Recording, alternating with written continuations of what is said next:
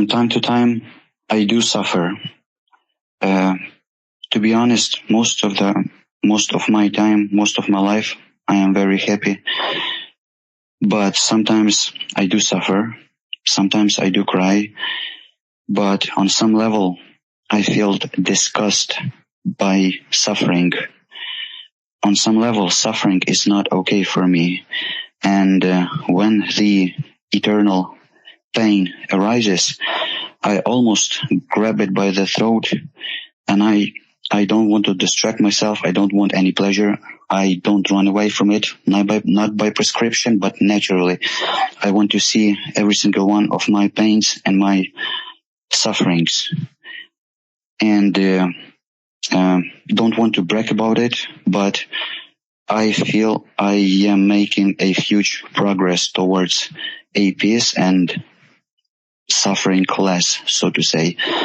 The reason what I want to ask you is to open up more about your statement that life is suffering, because the reason why I listen to your work is to overcome that suffering.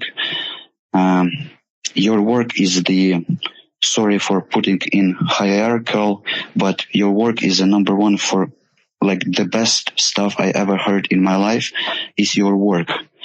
And I'm listening to you because I do want to reach this non-suffering state. Suffering is not okay for me.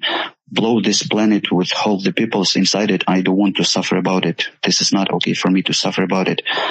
But I feel confused when you say that life is suffering and you are offended by smiles, because I do like my smiles, and I do want to live a peaceful and happy life. And I don't really understand why you are saying that life is suffering. Like, isn't that supposed to be the way? It's not like I feel like I don't even have a choice but to overcome my sufferings. And but your statement that life is suffering and always will be makes me confused, because there is a point when I want to reach the state of no suffering. Well, it's your words are confusing, because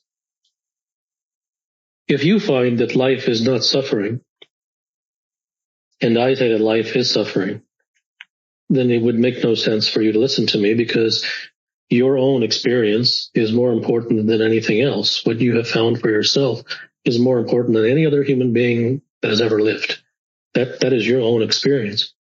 But then you, having said that, then you say, but you do suffer, and that you're trying to get over that suffering. So you're saying both things. The bottom line is, it doesn't matter what I say.